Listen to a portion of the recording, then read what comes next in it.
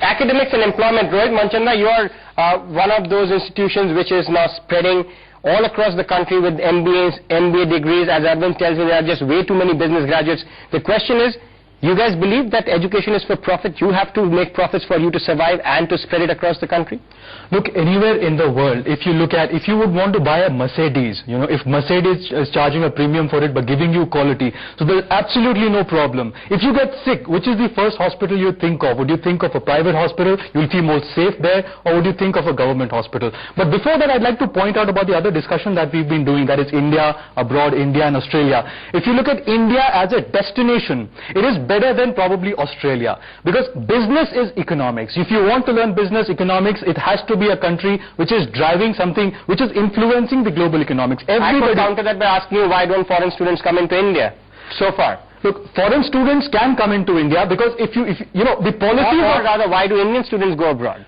If you have to study, let's say in UK, there are less number of forms that you have to sign, whereas if you have to be a foreigner and you have to fill up forms for India, there's also affluence. See, MBA, bottom line is we are not being able to brand ourselves, we are not seen as a destination. At the end of the day, if it is all about jobs, or is it about quality of education as well? Jobs they can go find out, there is a huge opportunity.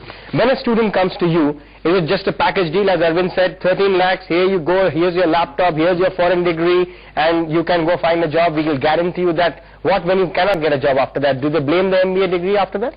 The worst surveys of this country say that we need 50,000 quality graduates every year.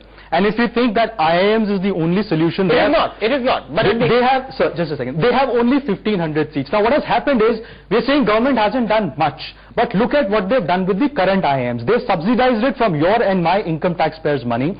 They get 100 acres of land. In one campus, they teach something like 150 students. So if they give 100 acre to 150 students, do they want them to graze grass? Or do they want to give them 2 toilets per student?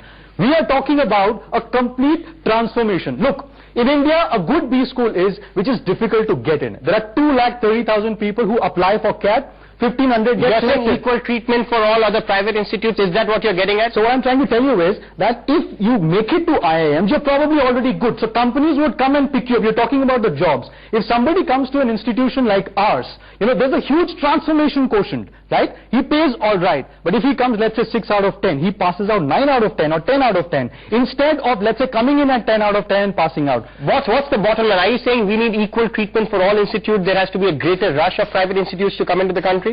As a private institution, I completely believe that government should have ideally taken it up. Ideally, we should not have been in business because they should have produced enough opportunities for the kids. How many of your MBA program, MBA courses are done in sync with people like Harpal Singh and Mr. Raghavan, people from industry who tell you, look, this is the kind of people that we need right now?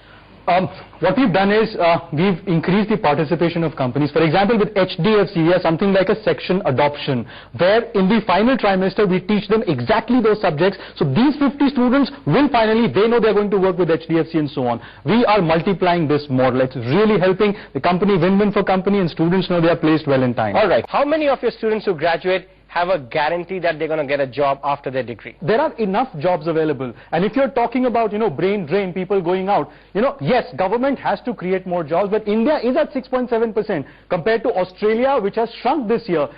So, as they say, brain drain is better than brain in a drain. You think all these can be possible for institutes like yours and imbibe those values? Absolutely. I'll explain you how. If you, let's say, studying in Australia, what you're taught is something like, in an MBA course, 16 papers over 16 weeks.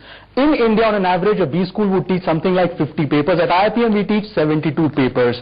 The exhaustiveness of our course content, course and faculty are the only 2 things we should judge an institution by. Swimming pools, gymnasiums, laptops are all extra. They should not be counted, right? But only faculty and course content. We've got phenomenal faculty. We've got the best course content available anywhere in the world, because MBA developed after Second World War. America embraced it first, India then embraced it, then came Europe, India and Europe together, and then Australia. So we are far ahead in terms of quality. We need to increase the quantity of quality, and I completely agree to that. All right, fair enough. You are a good hard sell manager, I can make out. There you are on Big Business Battles.